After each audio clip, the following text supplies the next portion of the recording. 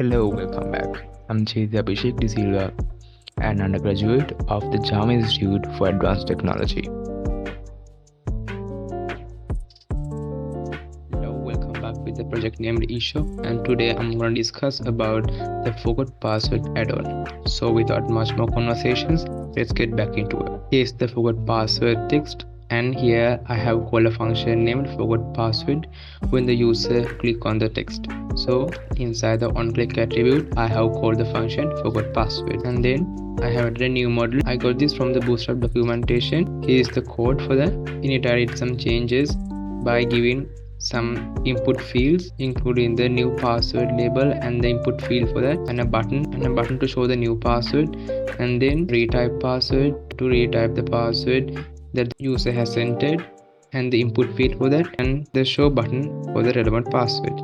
And at last, I have added a label called verification code, and I have given an input field for that is because I'm sending a verification code to the mail of the user. Here too, I have called a function named reset password when the user click on this button, and then it's moved to a JavaScript file. Before coding the forgot password function, I made a global variable as forgot password model, and then I started coding the forgot password function. Inside the forgot password function, I got the element which have the ID as email2, store it in a variable called email. This is the input field which have the ID as email2, and then I'm creating a new XML HTTP request and storing that also in a variable called request, and then I'm checking the changing states of the request by assigning it to an anonymous function. Inside the anonymous function, I'm checking some information by using if condition.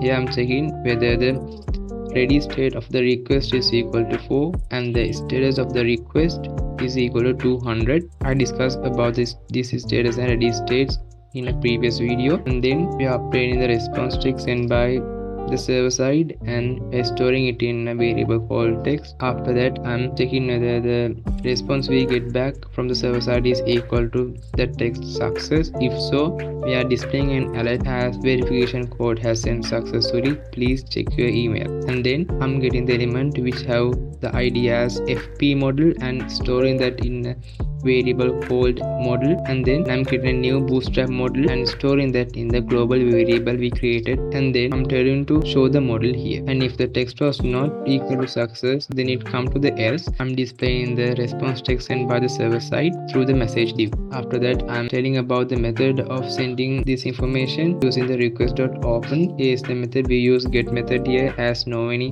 sensitive information to send. I'm sending this information to the forgot password process.php as we are sending this through the get method. As we all know, through the get method, information are sent by binding it to the URL. So here we are binding the information. We are start binding by giving the question mark here and giving the name as e and assigning the value of e variable named email and the value of it, and then I'm giving as true to represent. I'm using ajax method here, and then I'm sending the request.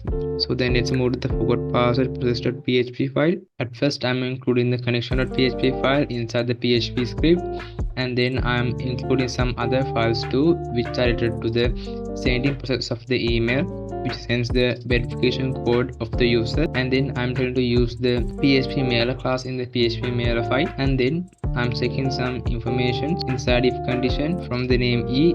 We are getting the information from the script.js file through the get method. Here we are checking if the email is set. So we are storing the email in a variable called email, and then we are calling a function as search with the query select all from user table where email equals to the email we have got, and storing the results we obtained from the database in a variable called rs, and then checking the number of rows in it and storing the number of rows in the variable called n, and then I'm checking the number of rows is equal to 1. If so, I'm checking this because only one user can be there with the same email if the number of rows is equal to 1, and then I'm storing a unique ID in a variable called code, and then I'm calling the iud function which carries the query update user set verification code, the variable which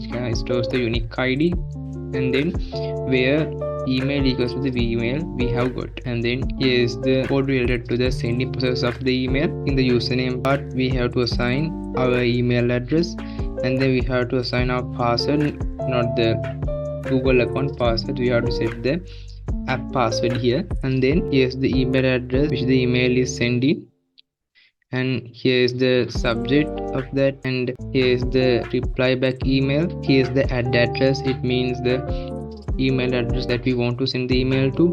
So we are using the variable email as we store the email address we get from the client side in the variable called email, and then as the subject using the text shop forgot password verification code, and then in the body content inside an h1 tag with the star color green, giving the string your verification code is. Then I'm giving the verification code or the unique ID which we stored in the variable called code, and then we are checking whether the email is sent or not.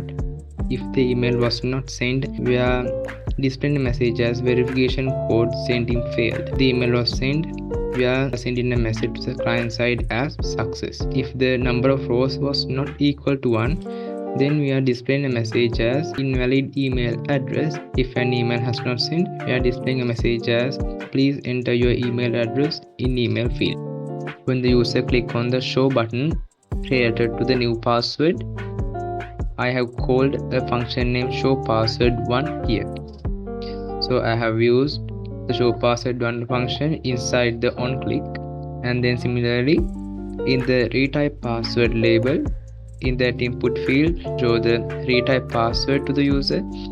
In this show button also, I have called the function when click on the button as show password 2. So then let's move to the JavaScript file. In the show password 1 function, I have got the elements with the ID name np and storing that in a variable called text field. And let's see which element have the ID named np. It is in the input field of the new password, and then I have given another ID as npb to the show password related to the new password label, and here that too I have got with the ID named npb and storing that in the variable called button. And then inside if condition, I'm giving the condition as if the text field dot type, if the type of the text field is equal to password. The text field means the input field of the new password label. So we are checking whether the text field having the type as password. If so, we are changing the type to text, and then we are changing the inner HTML of the button to hide. Else, if the text field is not equal to password, then the text field type is changed into password, and then the inner HTML of the button changed into show. Similarly, the same process is done in the show password too. In the reset button, I have called a function as reset password.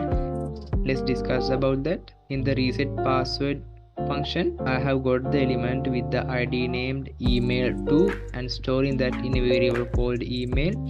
This email2 is related to the input field of the sign-in form, and then obtaining the element with the ID np and storing that in a variable called new password, that is the input field related for the new password, and then obtaining the element which have the ID as rnp and store that in a variable called retype password which is relevant to the retype password field, and then I'm obtaining the element with the ID named vcode and then storing that in a variable called verification. So then let's see where this vcode ID is. In the input field of the verification code, I have given the ID as vcode. So here we are getting the verification code, and then as there are sensitive information like the passwords, we are using the post method here. So we have to create a form when using post method. As we all know, JavaScript is not supporting in creating forms, so we are creating form data which is similar to a form and storing that in a variable called form, and then I'm appending the value of the variable called email, the name called e to the form, we have created, and then I'm again appending the value of the new password variable with the name n to the variable called form, and then I'm again appending the value of the retype password with the name r, and appending the value of the verification variable with the name v to this form, and then we are sending the new XML HTTP request and storing that in a variable called request, and then we are checking the state changes of this request by assigning it to an anonymous function. Inside this anonymous function, I'm checking some conditions. So I'm using an if condition here. The conditions are, I'm checking whether the status of the request is equal to 200, and then the ready state of the request is equal to 4. If so, getting the response text sent by the server side of the request we send, and assigning it to a variable called response. The response is equal to the string called success, displaying a message as password updated successfully, and then hide the variable called forgot password model, which we created as a global variable.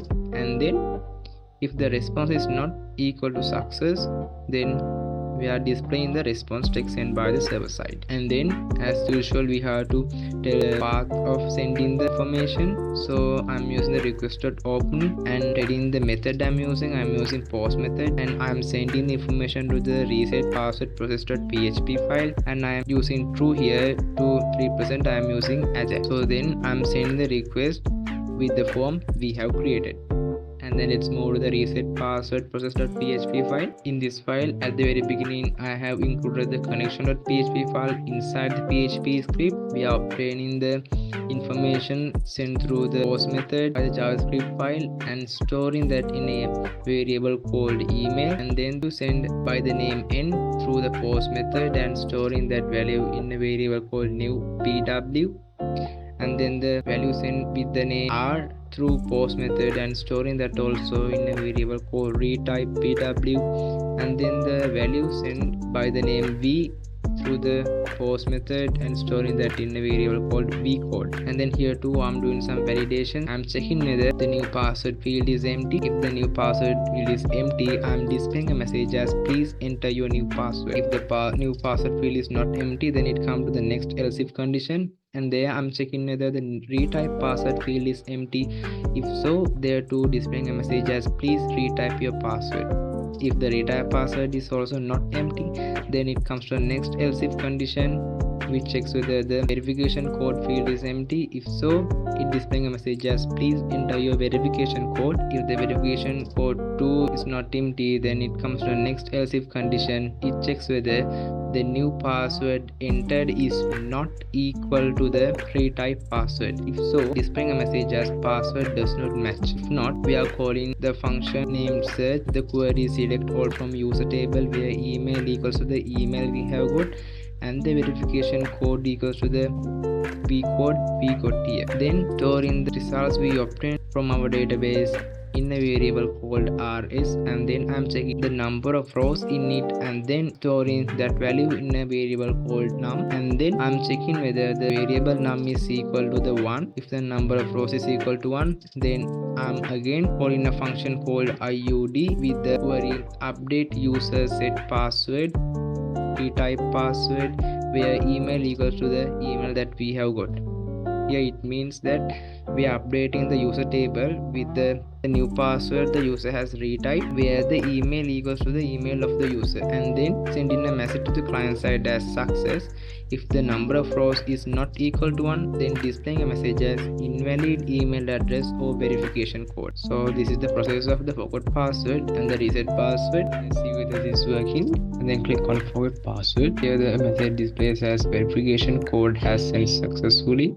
Please check your email, and then click OK. And this is the model we get. And if we click on this reset button without filling this input field, it says please enter your new password. That's the validation part we entered. Let's see whether this show button is working.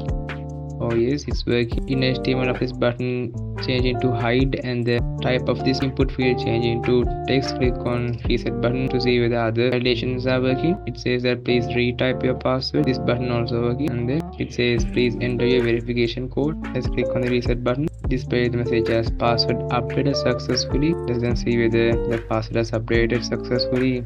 in our database is there with the relevant verification code, the password. So the next video I will discuss about the design of a dynamic responsive home page, which I've used HTML, CSS, JavaScript and Bootstrap. And let's meet with the next video, and bye for now.